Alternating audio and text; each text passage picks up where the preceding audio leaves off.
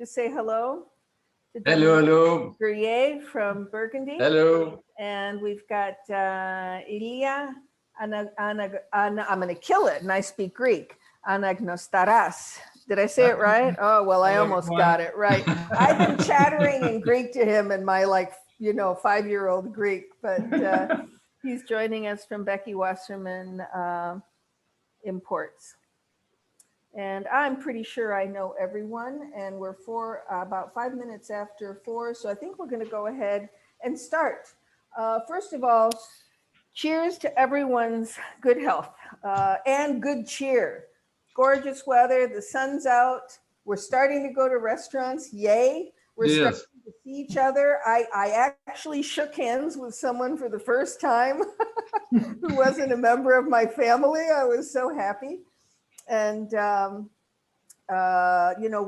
welcome everyone to times that are, gently getting back to normal. And cheers to us all for making it through the last, I think 2020 was about, 15 months long, something like that.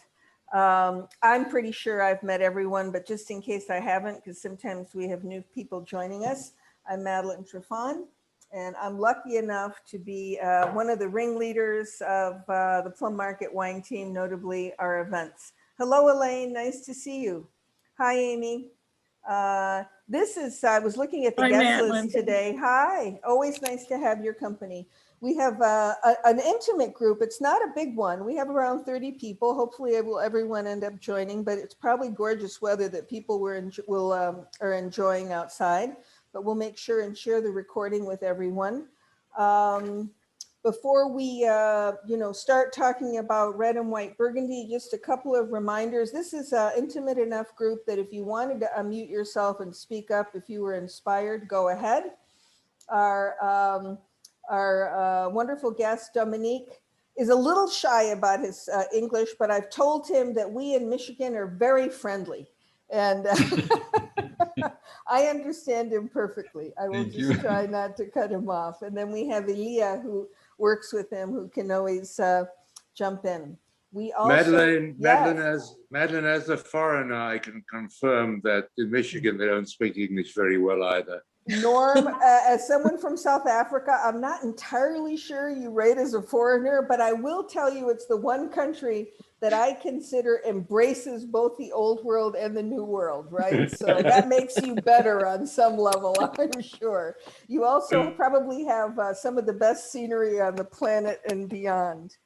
You can put questions in the chat room, and Elia and I will keep an eye on them. Elia, if you don't mind, especially if they're pesky little Burgundy questions that you can jump in on.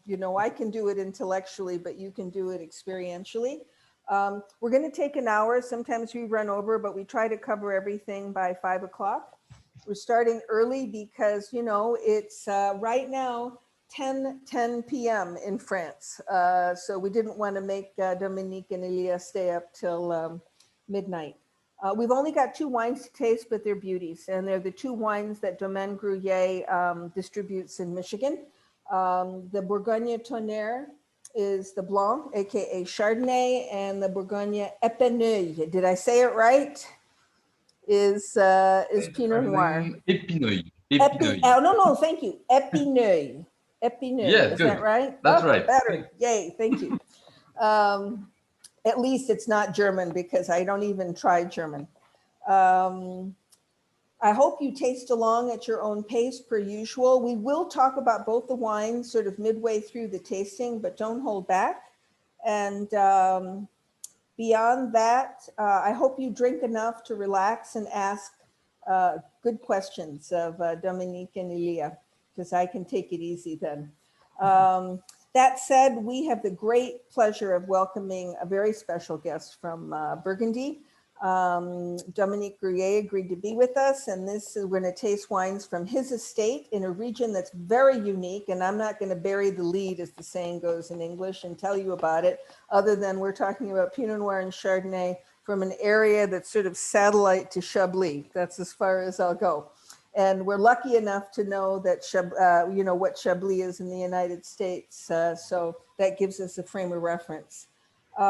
This is a gentleman who created his own estate starting in the early 1990s. So this is not, one of these European estates that's 400 years old, but his story is very unique, and he has shown, he's very open-hearted and cheerful, but he's shown a lot of courage, sticking with it over some tough times at the beginning of establishing his estate.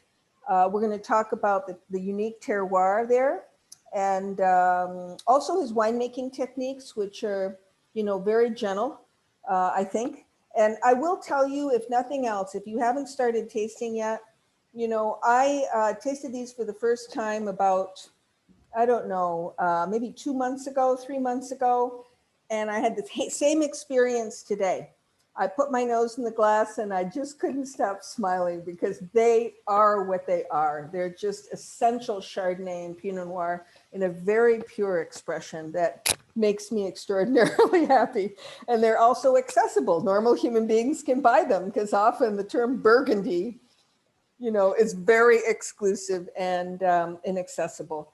And I'm especially happy that we're having this tasting because, those of us who already love French Chard and Pinot are familiar with names like Gevrey-Chambertin, Chablis, Mâconnais, but Epineuil, did I say it right? And Tonnerre don't roll off the tongue of most American consumers. Maybe some trade, but they study too much. That's okay. So that said, thank you so much, gentlemen, for being here. And I'm going to turn it over to you and everyone. I'll be interjecting occasionally, not much. If you want, you can select speaker view so you can see Dominique and Ilia clearly, and that's located just on the upper right-hand corner of the black part of your screen.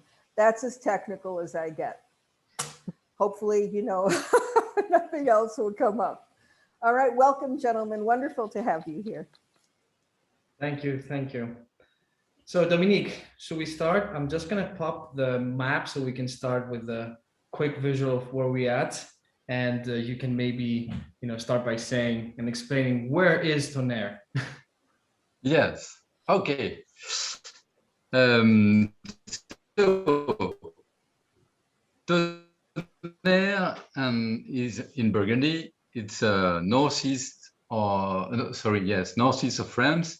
And 120 miles southeast of Paris is the little vineyard in Burgundy, in the north of Burgundy. Yeah, just there. And all this region, the earth of this region is Chablis. Chablis is in the center of this little region, and we are between the Champagne and Chablis. We can see just after. Elias, if you can, yes, the second, yes. On the blue, it's Epineuil. And we see on the first red first circle that's on the Chablis, left, right? It is Chablis. Mm-hmm. And the first and the circle on the right is the first vineyard of Champagne. Ah. It's about 15 miles from Chablis and Champagne, just in the middle. That sounds lucky and good for wine. Yes. Yes, it's good for wine and also good for sparkling. We produce also sparkling wine, which are not so bad. You make do you make Cremant? Do you yourself make Cremant? I like it too. Yeah. Another thing to ask for. Antoine, Chablis, and Cremant. Yeah. Okay. We're making notes. We're making notes. And so I study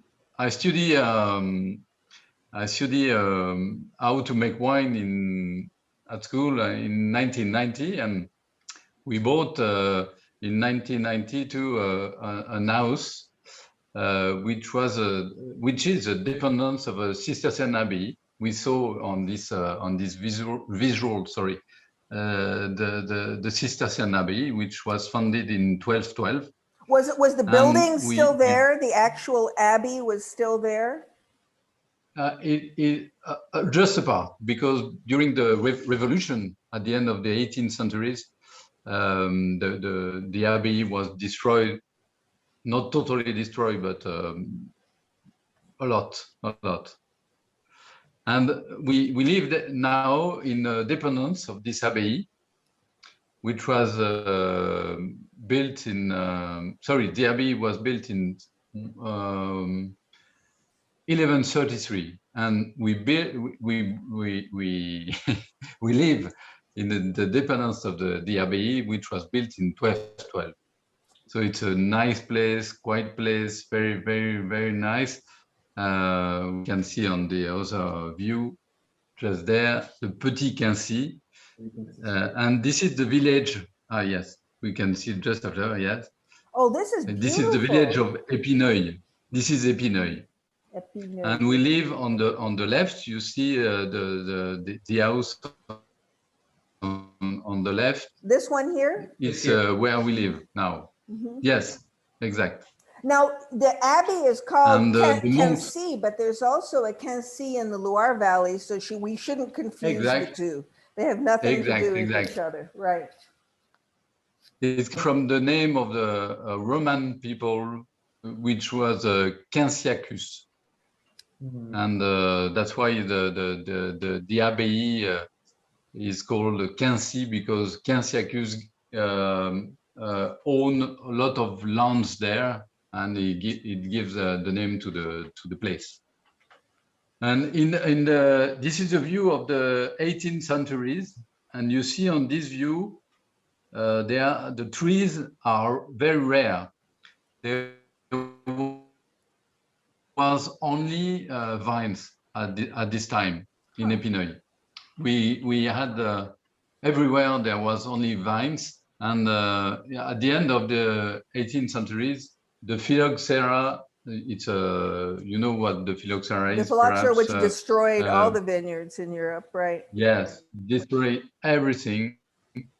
And the vine grower replant the vines, perhaps half the la moitié, half the total. Half the original. Well, the plantings at the time, were they Pinot Noir and Chardonnay, or were they other grape varieties? Yes, Pinot Noir, Chardonnay, and also Pinot Gris and Gamay. But Gamay was not very good because it was too cold for the Gamay. Yes, and so they replant just a part of this vineyard, and in 1956. The winter was very, very cold, and it destroyed again everything. And in 1960, there was only perhaps 20 acres. Oh my of vines. goodness, nothing, right? Nothing. Everything was destroyed. By the end, the vine grower, je ne sais pas l'Ilias comment on dit, ont abandonné les vignes. Yes, they abandoned the vines. Right. Yeah. This is the view but of now the... you have a lot. You have a lot. Don't you have like over 200 acres now in... We have three, no, less me. Mm-hmm. We have in the domain perhaps 70 acres. 70 acres of vines. And the total surface of Epineuil now is 300 acres. So it's very little. You own quite a bit of the total acreage. Bravo. Yes. Yes, it was. It was a long road, wasn't it, Dominique? I mean. So. This is the view of the house in 1950. There was very well-known house of wine in Epineuil, and in the domain, the Jules Laribe, it's just right on the bottom, was very known. And after that. So we bought this. It's a view of two old men. Now they leave the village for another place. This is But a the great man which picture. was yes. I get a lot. I get again this press in the Domaine. You have this press in the Domaine. Yeah, I have this press. Yes. I was going to ask you if this was your father, because at least the glasses makes him look a little bit like you. No. It's a nice picture. Yes, I like it very much.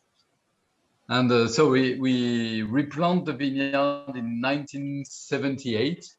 And for me, I arrived in the Domaine in 1990.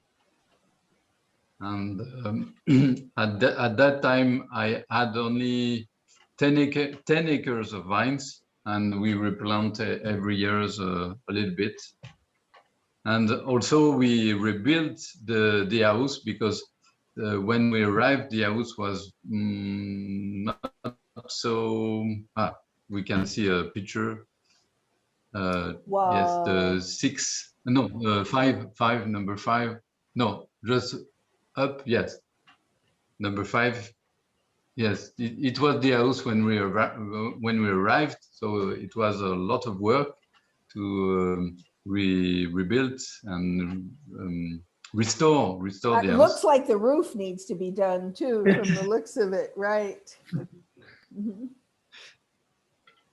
You can see during yeah. the. Dominique, could you tell us about your beginning and all the, let's say, difficulties you had in the beginning with, starting your dreaming? Yes. Alors, you can show the pictures 7 perhaps, or 6. Yes, 7. So I started in 1991. It was very difficult. No, in 1990, and we get 2 troubles. The first was comment dire, burned all the building. Right. A part of the building burned. The farm, all the farm, and you see now it's when we rebuilt this.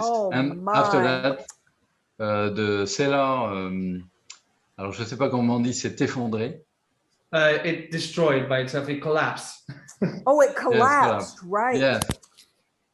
So at the beginning of 1991, I had un tas de cailloux. Stones, like bricks and stones and wood burn. Enfin, je sais pas comment on dit. Nothing.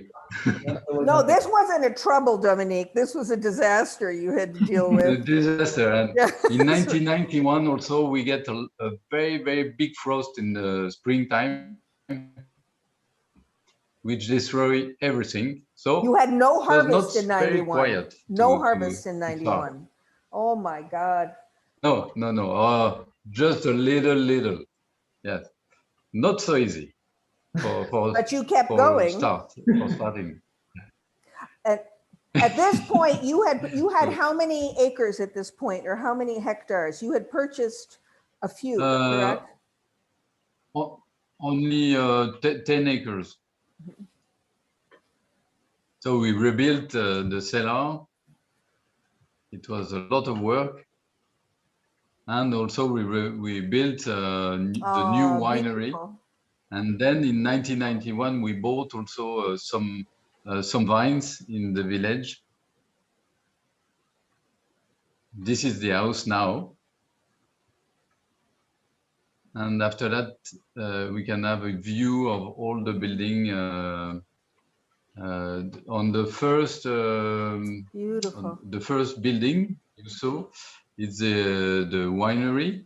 And on the back, this is the house. This is the winery. Is this the winery here? Yeah. Yes. Mm-hmm. Yes. Your house looks big enough to accept American visitors. Will you welcome us if we come?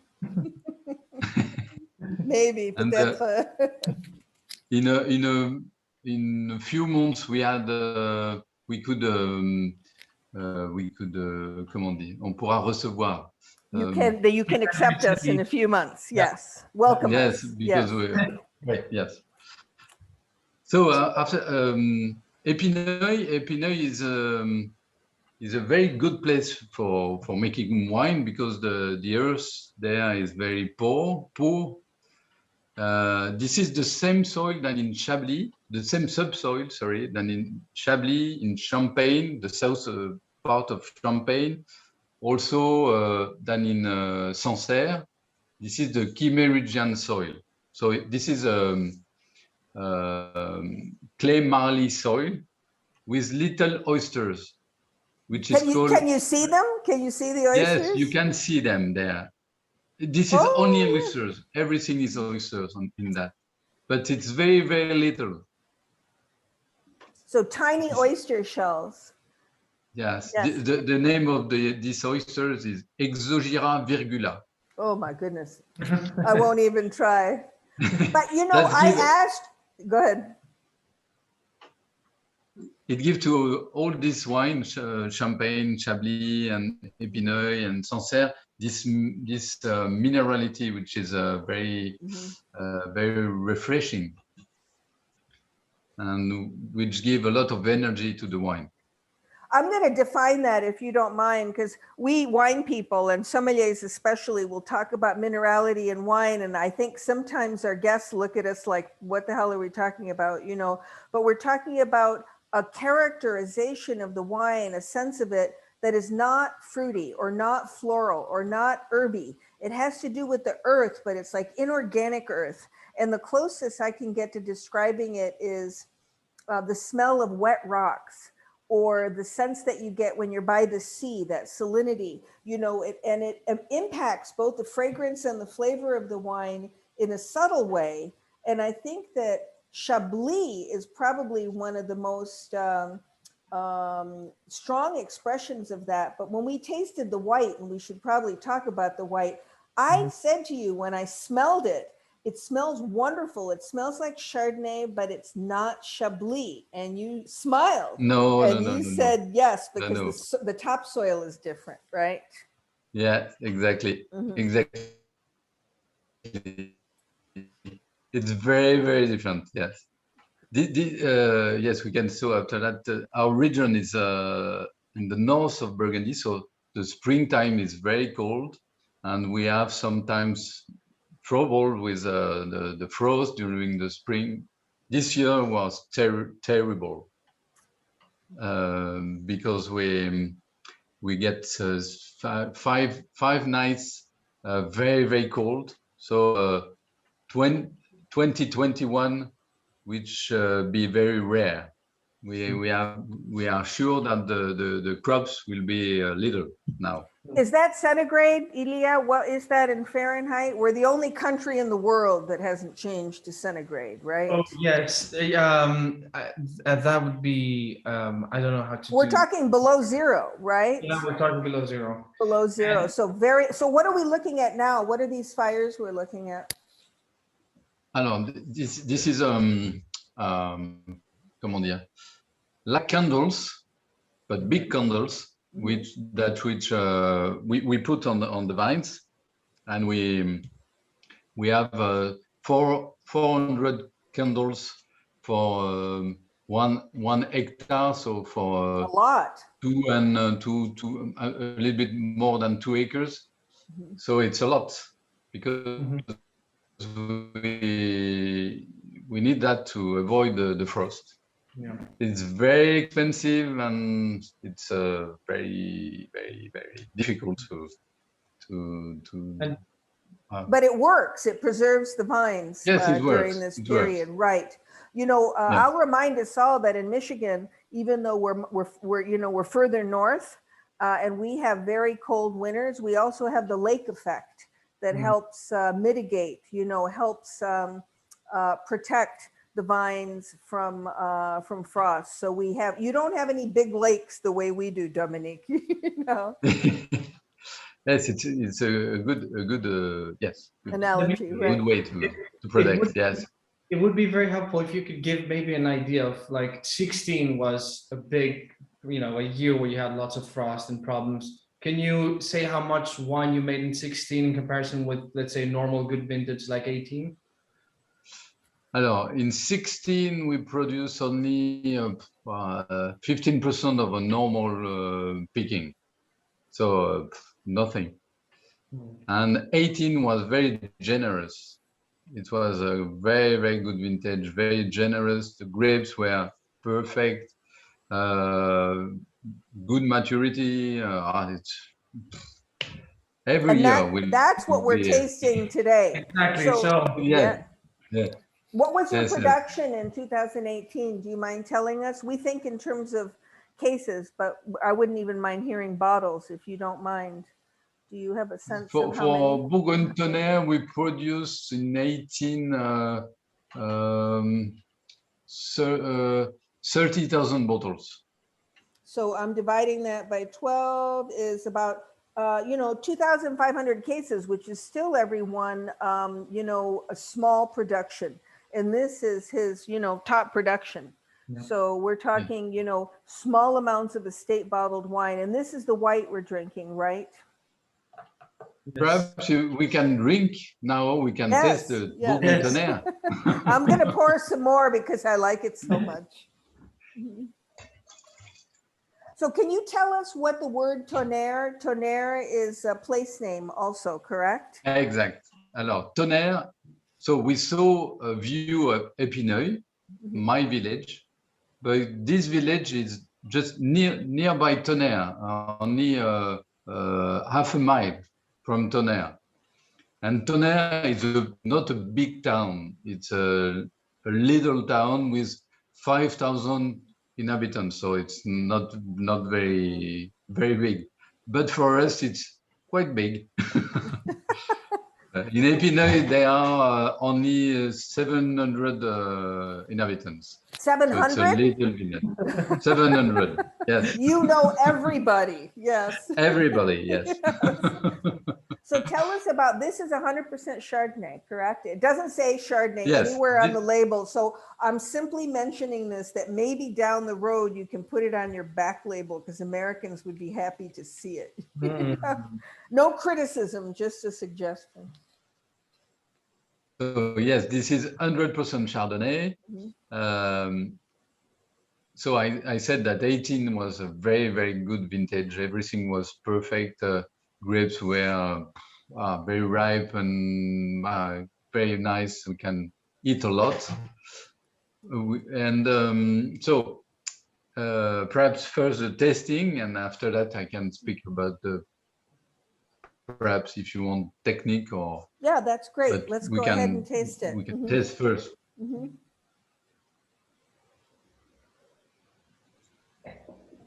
So if you don't mind, since I didn't make it, I'm going to just tell my friends who are listening what I perceive. The reason I smile when I put my nose in the glass and I say it's the essence of Chardonnay, it smells like golden apples and pears to me, just beautiful tree fruit. And I don't smell any wood on this wine, no vanilla, no spices, though Dominique will tell you what his wood treatment is. It's sort of sneaky. There's a little bit of older oak, I think, in there. And that's good to know because, oak is not a bad thing. It can just relax the wine a little bit and not necessarily change the aroma. And it smells a little bit more generous to me.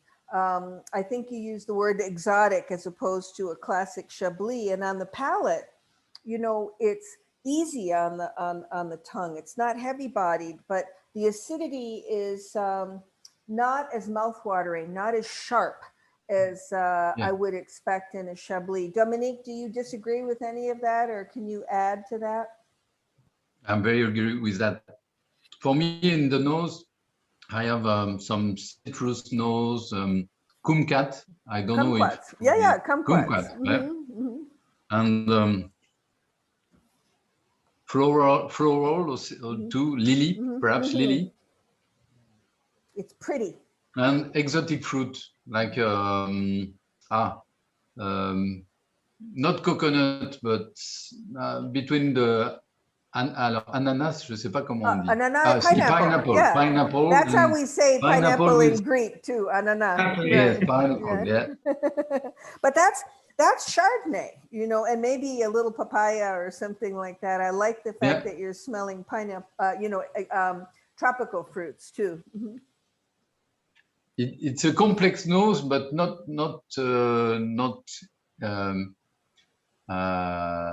comment on dit, lourd, not heavy. Not heavy. Not heavy, but complex, but not heavy. Thank you for We can- using French words that I can understand. You're keeping it simple. Merci beaucoup. Thank you. But I love the way this wine feels. You know, it's got some creaminess to it, but the alcohol is obviously moderate. What is it, like 13 and a half or 13, something like that? You know, it's just balanced. Yeah, a little bit more than 13, but Mhm. I don't exactly remember. It doesn't but matter. A little bit more than 13. Mm.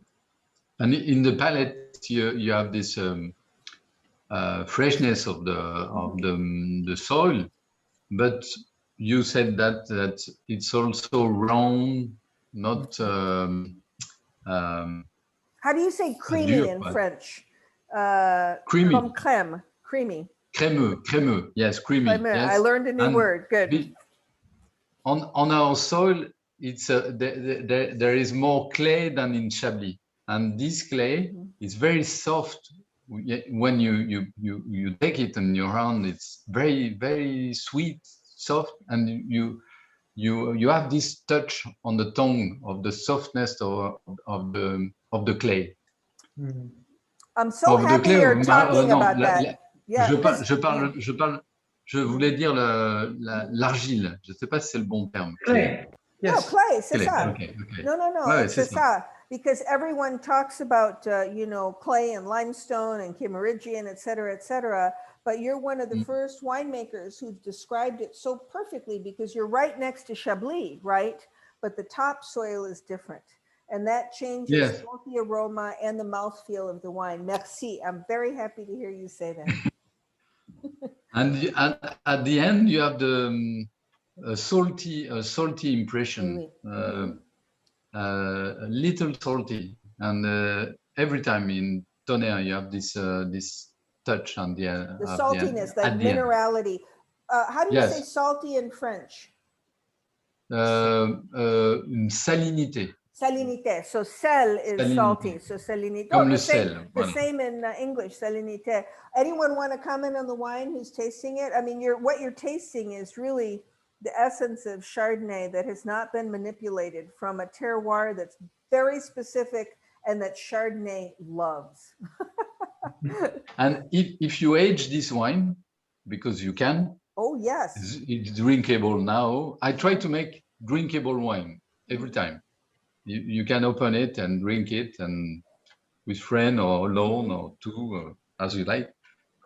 But if you want to keep it, it's very interesting. Tonnerre is very, very interesting. After 5, 6, 7 years. What happens on the nose? I want to know what it smells like when it's older. It's more pineapple and more more tropical. And pain grillé. Grilled bread. Grilled bread, yeah. Grilled bread and also pear, more pear. It's so good. Qu'est-ce que c'est ça, pear? Pear is pear, la poire. Pear. Pear. Yeah, no, pear. It looks like pear, yes. And can you tell us, before I forget to ask you, was this made in stainless steel or oak, or a combination of both? Alors, it's 40%.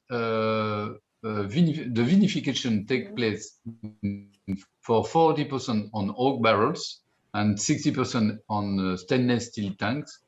And this is the same for the aging of the wine. And after I blend them. Blend the both.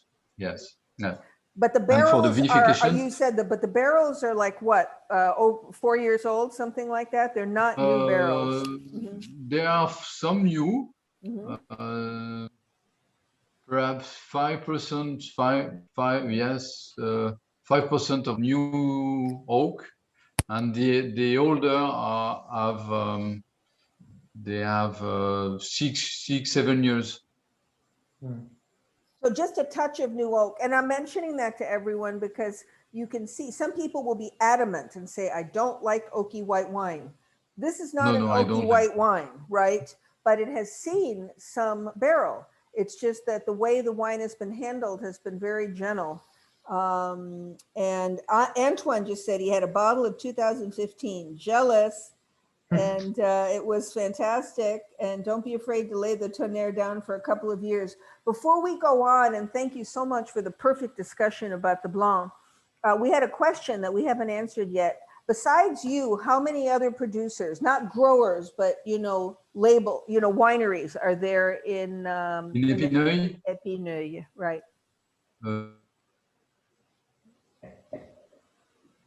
Like, You cut out. Can you No, it's okay. repeat, Dominique? Yes, there are 15 wineries, about 15. 15, 1-5, 15, so very small. We're yeah. talking about a very Yes, it's very small. intimate region. Well, the town has Oh, yes. 700 inhabitants. Yes, sure.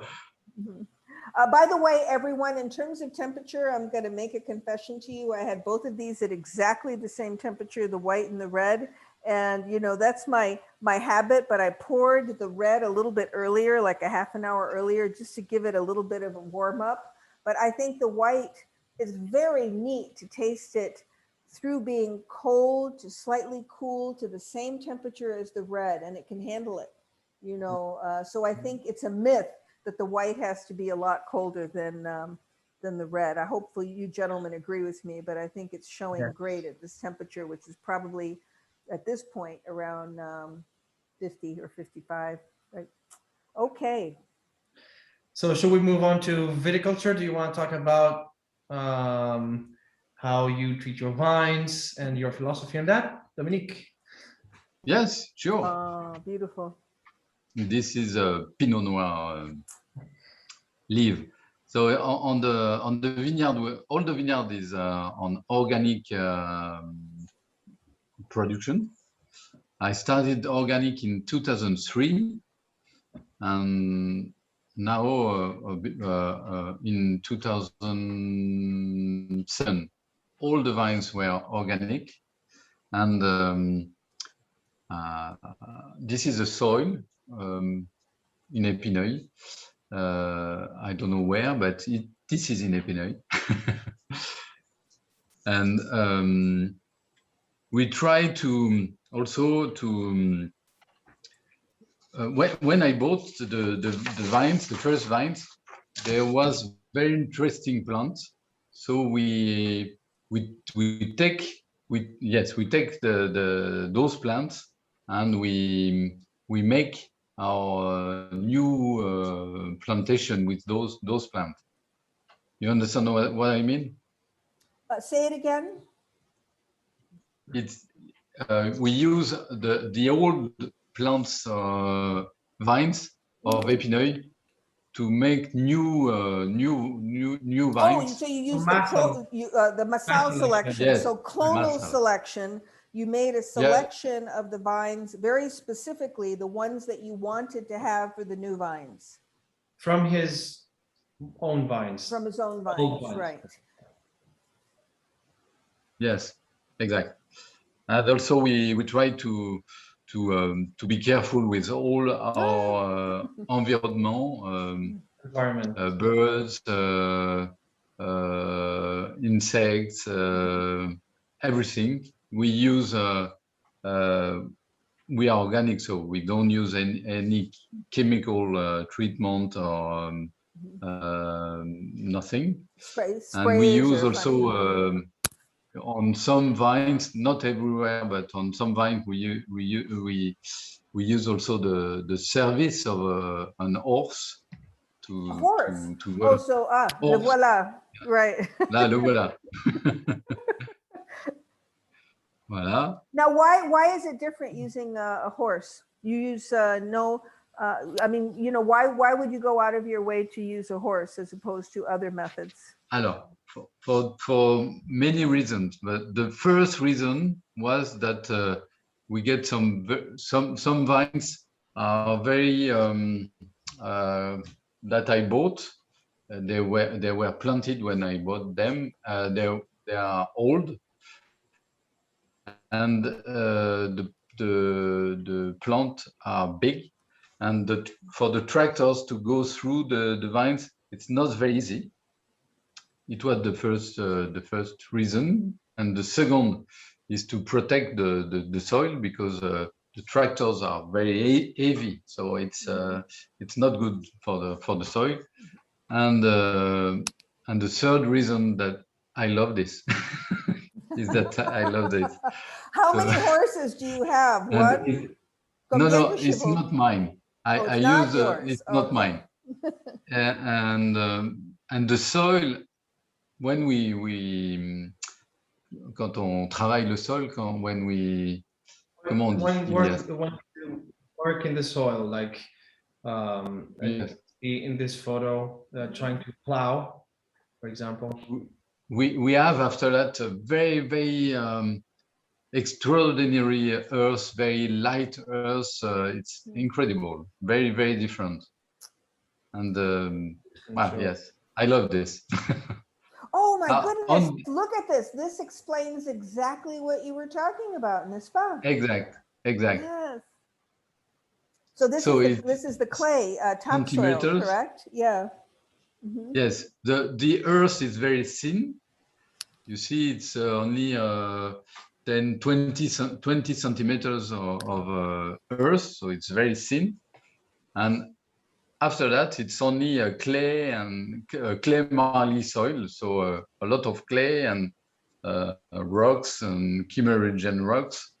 So for the vines, it's not very easy to grow on this soil. Mm-hmm. There are roots to go through. How do you say roots in French? I don't know. Racines. Thank you. Voilà. Mm-hmm. Roots, yes, go through these rocks, mm-hmm. and it gives to the wine the personality of the wine. Mm-hmm. It's not a good earth to make carrots or tomatoes, right? Pas de tomate, right? Pas de tomate, no. Yeah. This is a view of the vines and the grapes, and during the picking. So this is Chardonnay. This is Chardonnay that's fully ripe. Yes. Is this about the ripe? Is this a typical cluster size? Is it smaller? Is it bigger? Just so we get a sense of it. For Chardonnay, yes, there are some different size of grapes. It depends of the selection of the vines. Mm-hmm. This vine, the grapes there is little. They're small, little right? Chardonnay. Yeah. So, mm-hmm. Yeah. Mm-hmm. Some Chardonnay could be very, very big. In Champagne, Chardonnay is much bigger. Huh. But we have this chance to have some very fine Chardonnay. Is that the clone? Is it the clone? Is it the clone that makes it smaller or bigger? No, it's Massal. Too. Yes. Can you define Massal for everyone? I'm sorry to bother you about this. What does Massal mean? Alors, it's our own selection. So we took some plants, some wood, some part of wood on vines that we selected, and after that we make new plants with this selection. So it's our own selection of this very specific Chardonnay. Got it. Yes, yes.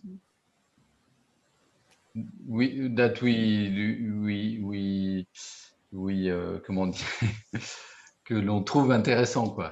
That we find interesting, right? Which are interesting for us.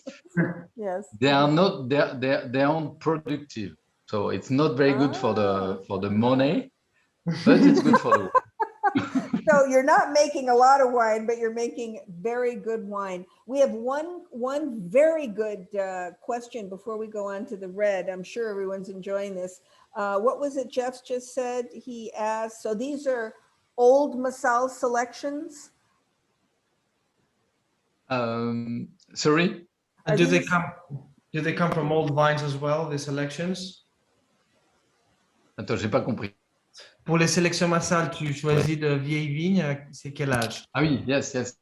The vines are not so old, 40, 50 years old. That's Not something. very old. Our older vine was planted in 1946. Yeah, that's quite some time.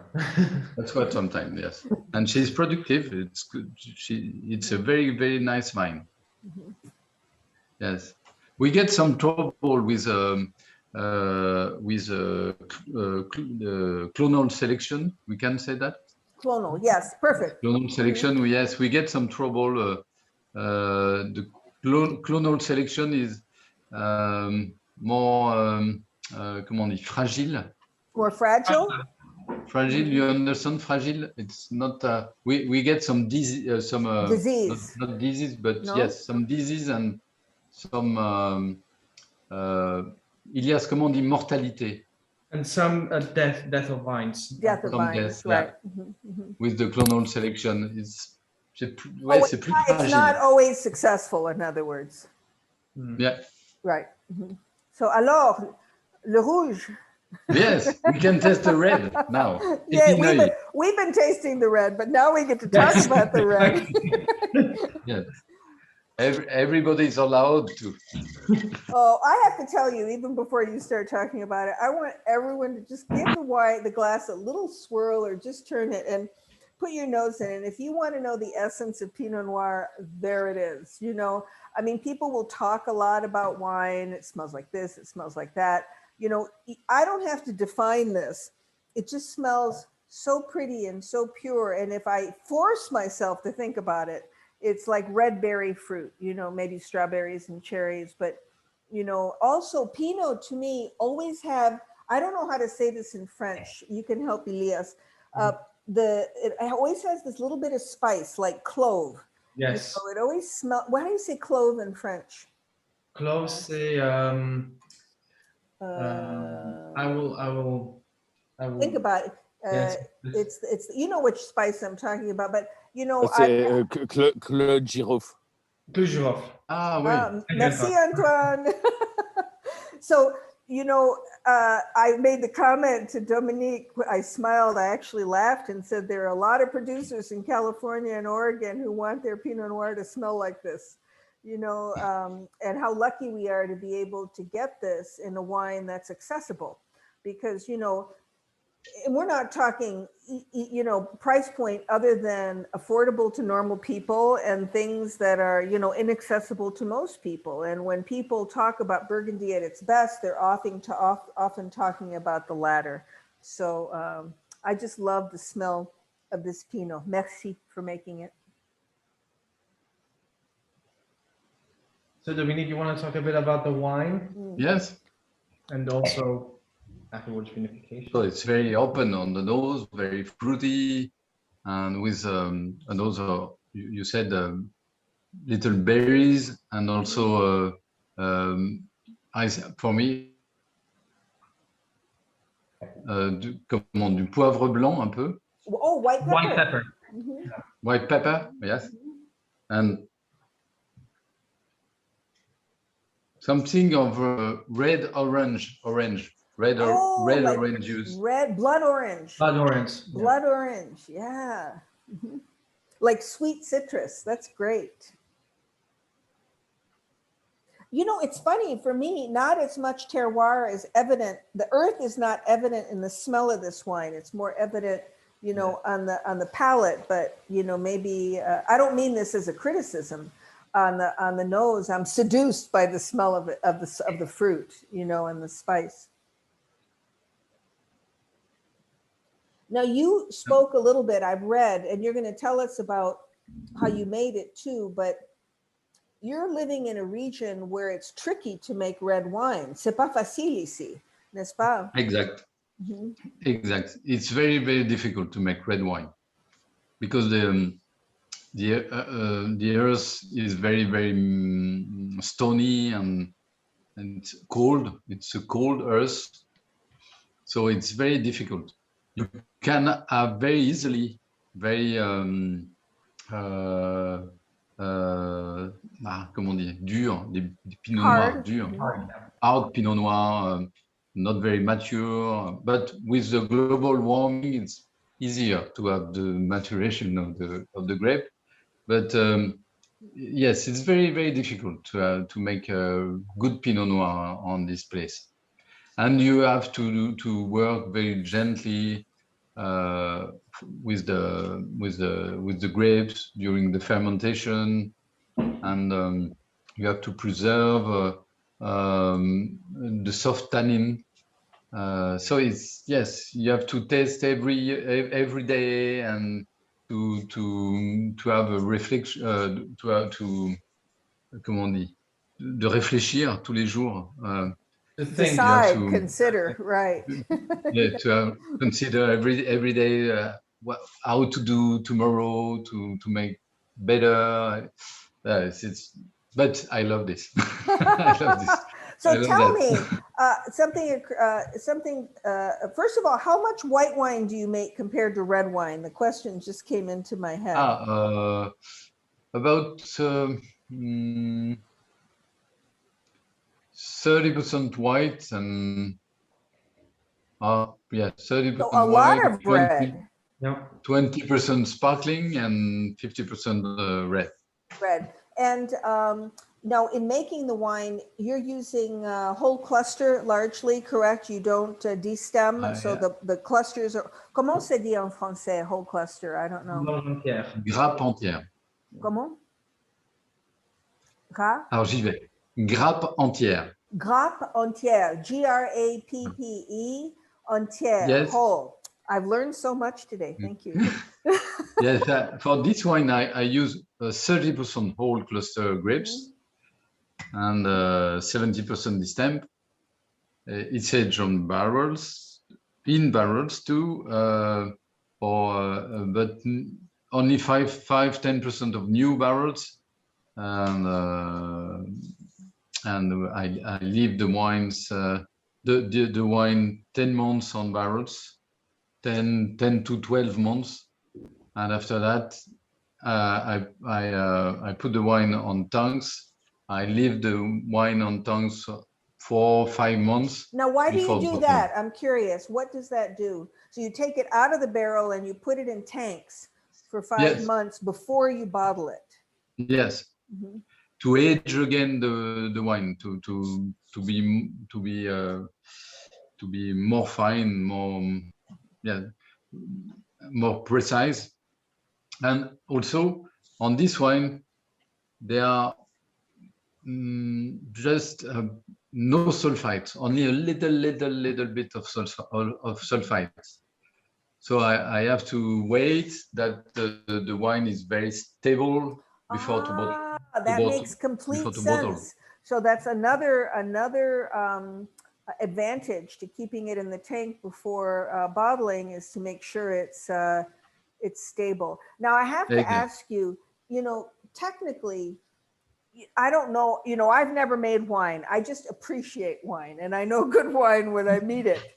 But I'm very interested in the quality of your tannins, because the acid and the tannin are almost equal, and it's very easy on the mouth. Your mouth is watering, but gently, Do you do anything, and forgive me everyone for turning nerdy for 1 second, but do you do like anything specific for pre-fermentation maceration or post-fermentation maceration, anything like that? That is exactly. I make 4 or 5 days of pre-fermentation. 4 or 5 days of pre-fermentation maceration. Yes. Yeah. Cover with carbonic gas, because I don't use sulfite, so I preserve from the oxidation with carbonic gas. And then the fermentation take place, and I make some. I pump the juice on the bottom to you do put pump it on over, the right? top. Yeah, pump over, and sometimes crush. No, c'est ça, pigeage. He punches down. Punches down, right. Well, yes, at the end of the fermentation, mostly at the end. And sometimes, so when it's finished, so the grapes are on the contact with the juice during 3 weeks, about 3 weeks. 3 weeks, and then after that, I put the new wine on the tank during 3-4 days, and after that, I put it on the barrels with the fine lees. With the I fine take lees, only right. the very fine lees. Fine lees. The reason Yes. I'm asking Dominique these questions is that, you know, searching for perfect Pinot Noir is like one of those endless searches that you cheerfully know you're never going to find. So when you when you meet good Pinot Noir, you want to know how they made it. And this is, you know, the whole cluster and destemming question. If you were to listen to trade, people in the wine trade talking about Pinot Noir production, that's a big subject, you know, how much whole cluster, you know, versus not. And it's an opinion. Dominique, you have a very good question here. Do you change the amount of whole cluster depending on how warm the vintage is? You know, if it's a warm vintage or a cold vintage? I also make some wine with 100 whole cluster grapes.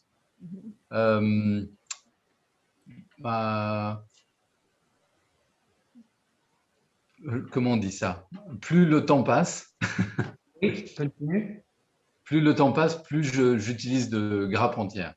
The more, I mean, the more time passes, he uses even More more. whole cluster, right? Yeah. I understand. Because So I love the fruit of the whole cluster grapes winemaking, and from our terroir and from my taste, and it perhaps works. Yes. I think it's good. No, it's, tell me now, when you hold on to your Pinot Noir, we talked about older, you know, holding back your Tonnerre.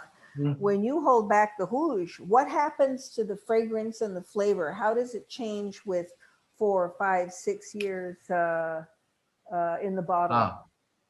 The tannin are softer after 5, 6, 7 years, and you can have also more floral taste with violet and also thyme. Thyme, no, comment on dit? Thym, the thym. The herb, thyme. And some smoky taste also sometimes, and comment on dit? Le sous-bois. Forest floor. Forest floor. Like leaves. Yeah. Yeah. So a little bit more and also organic the herbs. fruit of the Pinot Noir, but yes. It's funny Yes, you say after smoky. 5, 6 years. Yes, it's very often the smoky taste in Epineuil. You know, it's funny because I recently, I don't remember what Pinot Noir I tasted within the last 2 weeks, but it shocked me because it had a little bit of the white pepper and smoke like Syrah, you know. Yes, exactly. Yes, just a little bit. Yes, sometimes we could thought that it's a blend of Pinot Noir and Syrah. It's incredible, and there are some tastes from the south of France, and we're on the north, so it's very bizarre. No, it's very bizarre, but I'm happy to hear you talk about it because it shocked me.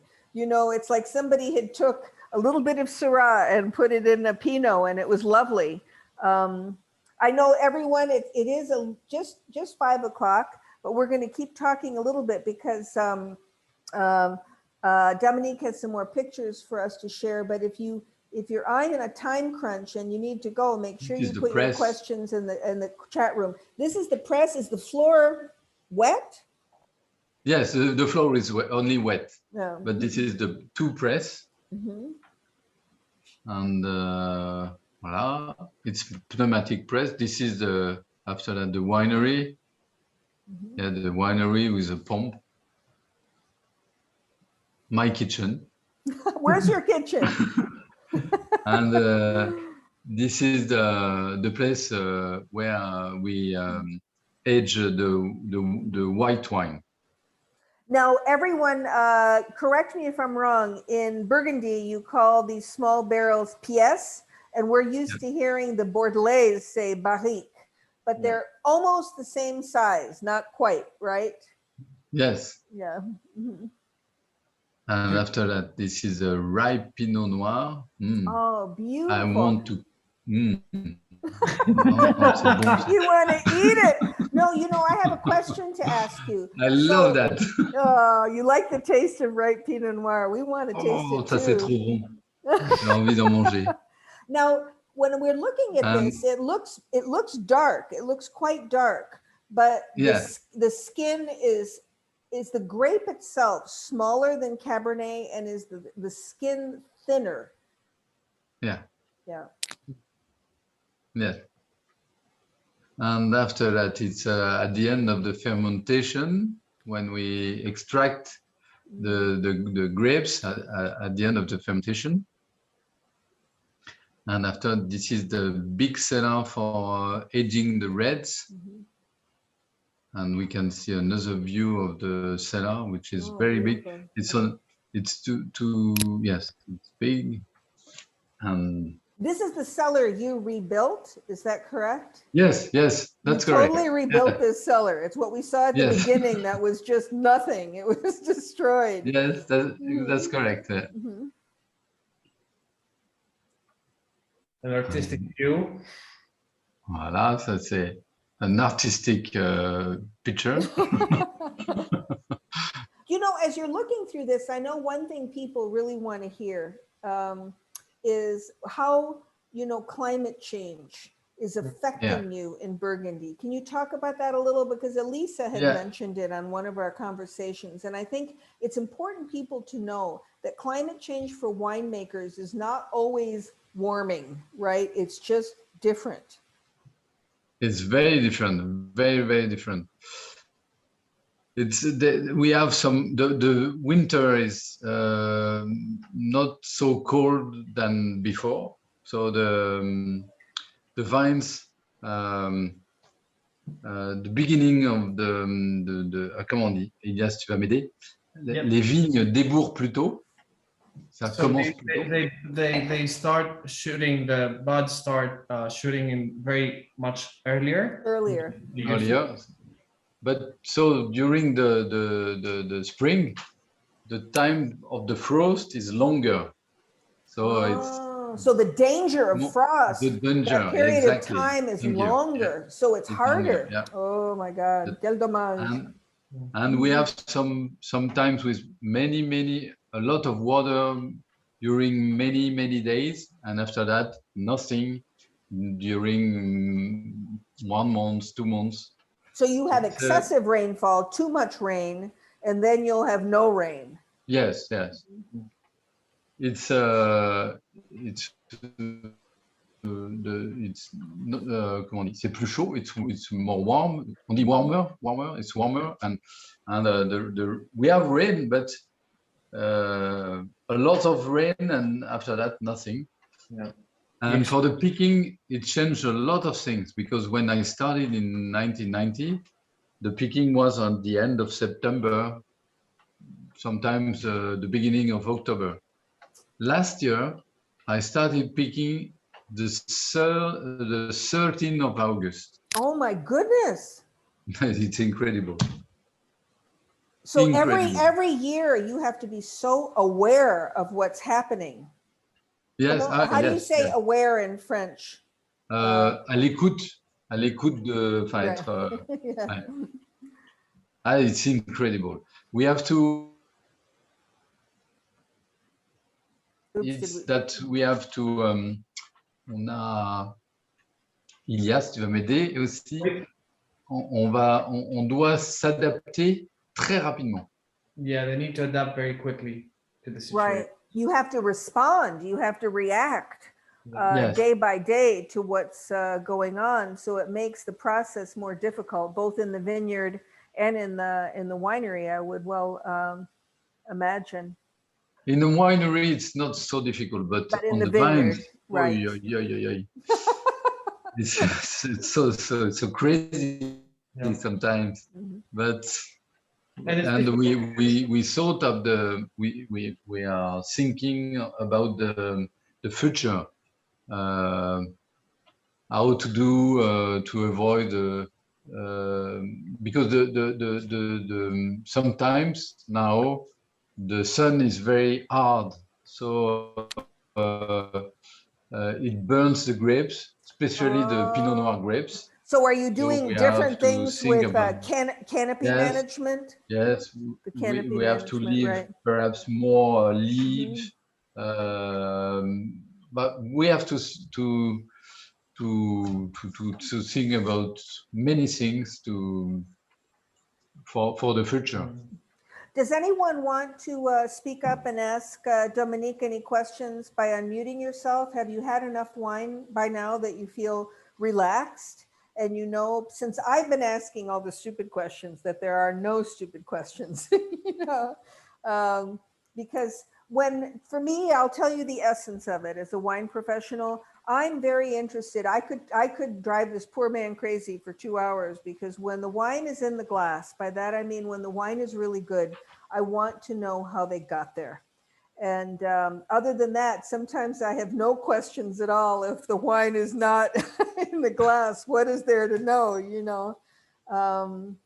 I will ask you, I'm going to actually, if you can hang with us for a few more minutes, I'm going to share the screen and show something which is going to cut you off, Elias, if you don't mind, just for the people that might have to go a little bit early. And I want to make sure and mention what we are going to be doing in a couple of weeks. We're going to Spain, actually, and we're going to Galicia on June 18th with Nuria. Some of you may have heard of her company Vino V, and we're going to be tasting wines from Ribeiro, which is in Galicia, but not on the coast where we know Albarino to come from, but a little further inland.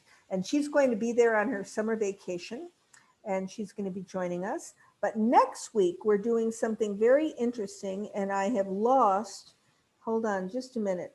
I'm going to ask you to give me a second of leeway here, because as I've mentioned before, sometimes my technical know-how is not the best. And I'm going to show you the beer tasting we're doing next week, which is with Short's Beer, a local producer.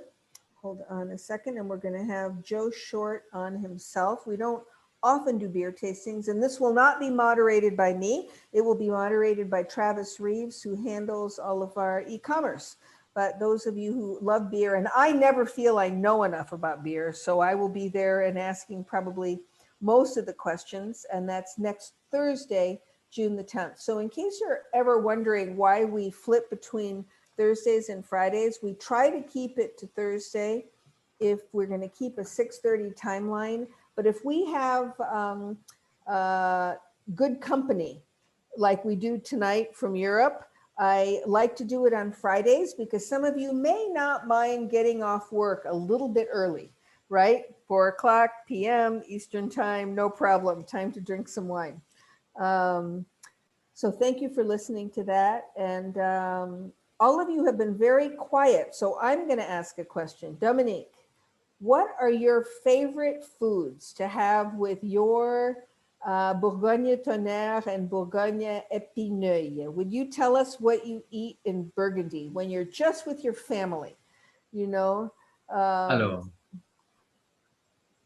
for the Bourgogne Epineuil, I like very much lamb and also couscous. Oh, couscous. You know, just spicy couscous, or do you put... No, not too spicy, but spicy, yes, a little bit, but not too spicy. With the Pinot, And excellent. also duck. I love duck with Epineuil. And with Tonnerre, my favorite food with that, yes, food is, alors comment ça s'appelle?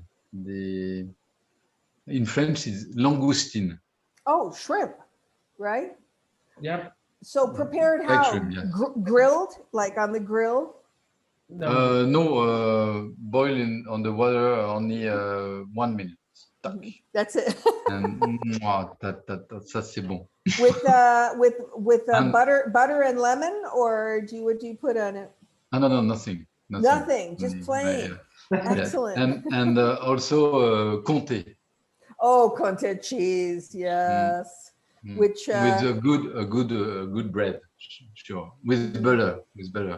good bread, butter, and Comté cheese, and Yes. just shrimp boiled for a minute. Everyone take Exactly. notes. We're all And- going to and run that's out it. and do this. This is life. That's life. I have a question. Oh, I apologize if this question is a little bit inappropriate, but in looking at the label, one of the issues you must have is trying to get name recognition for your appellation compared to the very famous Burgundy appellation. So you've attempted to emphasize Burgundy as opposed to the appellation on the label. But doesn't that have a potential? I'm thinking of it as probably myself as a not totally sophisticated buyer. When You're one pretty sees sophisticated. But when you see just a Burgundy as the emphasis, that tends to mean fairly generic Burgundy, as opposed to emphasizing the particular appellation. I'm just curious, how do you go about getting the appellation more recognized? It seems to be your real challenge, right? It's a very, very little appellation. So the distribution is very little. So it's not very known because we don't have wine. And after that, we want to work to be more recognized, but with the administration, it's a long way. So in 20 years, perhaps, we hope, this wine could be a premier cru or village, but it's a long way. But with my old colleague, now I am the president of of all the winemakers around there, and we are working now to class. Perhaps it's not the right word, but To classify. to classify more land, very qualitative land, Yes. quality Qualitatively, land, yes. right. Mhm. Qualitatively lands, and after that, if we can, but I'm not sure, we are working for the Appellation village, Epineuil. And after that, in 20 years, for the Appellation premier cru. But it's a long way. Are you planting more vineyards? We hope so, yes. So you can. But we have to plant more. find, Mhm. yes.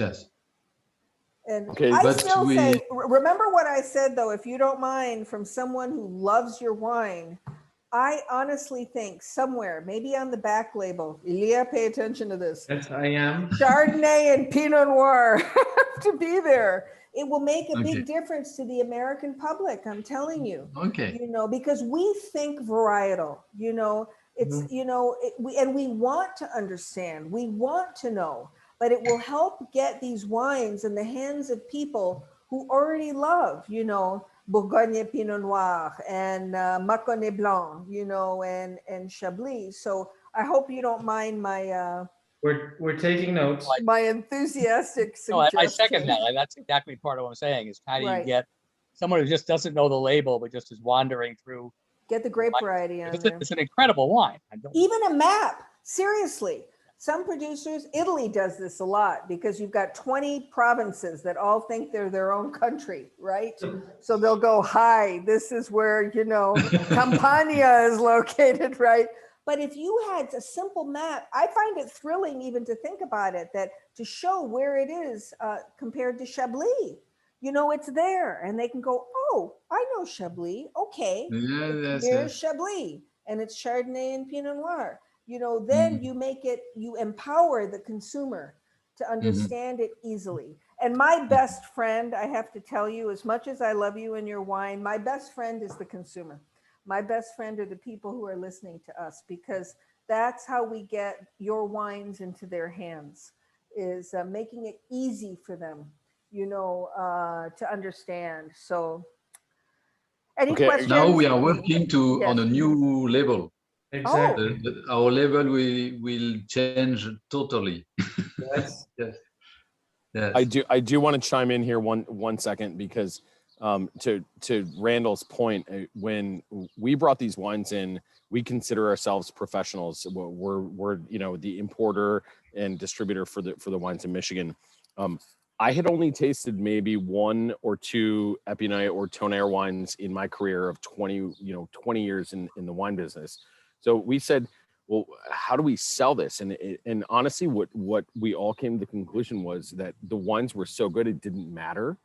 I mean, truly, honestly, we said, okay, the conversation about Epineuil and Tonnerre happened later. It's how great the wines are, but also for us, it was where these, because of the small production levels and where they end up in our partners. I mean, every time you walk into a plum market, there's somebody to talk to you about the wines, and they have an idea of where these wines come from and why they're special, why this is better than, Bourgogne Village from somewhere where you have no idea that there's like a personal connection. Uh-huh. So it's also the curation of the retailer, of the restaurateur, and where these wines end up. And that's how you kind of, get over that hump of not knowing where Epineuil or where Tonnerre might be. If you have it in the white Burgundy section, if you have it Yes, sitting of next course. to Bourgogne Rouge, Yep. then Americans can get it. But, Mm. I'm just saying you can even make it easier if you want to. But I have to tell you, I've been drinking too much of this wine now over, well over an hour. And I really want to raise a glass to you, Dominique. You're making just beautiful wine. Please don't change anything in a big way. Please keep being aware. How do you say that in French again, Elias? Aware? Thank you. During the, À l'écoute. climate change. À l'écoute. À l'écoute. Merci. Oui, à l'écoute. Yeah, Voilà. ear to the ground. Right. Yes, Um, yes. And please know that you have strong friends in the Midwest of the United States. Have you been to the US? Have you been to America? Yes, mostly one time with my family. It was, wow, so good. Because we exchange our house with American peoples. Oh, so you Yes. traded houses. So Yes. next time you have to make a point to come to Michigan, because there are a lot of people that will be very happy to see you. Yeah, I will be too. Yes, it will be so good. So Madeline, I just want to say to Dominique, the wine is just absolutely fabulous. And I'm not, in terms of a strong, I've been coming to the classes, but this was the most perfect wine that I've ever experienced. oh, wonderful. And I Thank am you. ready to come and visit. So Madeline, when you open up the invitation, I hope you bring some of the customers that we can come also. Thank you. Thank you for this opportunity. Thank you for your beautiful comment, Elaine. When you hear the word perfect wine, that's a good thing. Yeah, I was anticipating. I opened my wine around noon today, and I was thinking I was going to taste all these strong tannins and it was going to be bitter. And my gosh, the first taste, it was like heaven. Oh, yeah. Thank you. Thank you. You can So take that to bed, Dominique. Yeah. When you have a bad spring frost, you can remember Elaine's words and it will Yes, keep you exactly. going. Yes. Thank you, Hélène. Merci Anyone beaucoup. else? Thank you for your wonderful comments, everyone. And thank you for your company. And this couldn't have been nicer. It was really perfect. I learned a lot. Merci beaucoup, from my Merci à vous. heart. Merci, I've been merci. tasting wines for a long time, but nothing is more useful than hearing someone like you who's honest and generous with everything. So I appreciate it very much. Madeline, not only are they good, they're really good value. Yes, they are. Norman, really thank enjoy- you. Yes, the South okay. African speaks. Yes, Okay. because they're great buys. I mean, going back to that, we're talking about wines that are, I don't even remember how we priced them, but they're under $30 a bottle, for Pinot Noir and Chardonnay of this quality. It's frankly shocking, I mean, how cool is that? Because I really believe to my bones that it's fine to make great wine, but to make great wine for us, for people who, want something that that anyone can afford is a gift. So Merci. I think Merci beaucoup. we made you work too hard. You're so tired probably of speaking English. You're going to have a great night's sleep. You should sleep well. Yes. Yes. And Sleep, yeah, tous. Thank you. Ilia, we'll talk Greek to each Bonne other nuit. at another time. Bonne nuit. Everyone, thank you for your company. I think this was a particularly special, intimate tasting, and I'm very happy you were here this evening. Thank you, Madeline. Looking forward to Merci pour live votre tastings. invitation.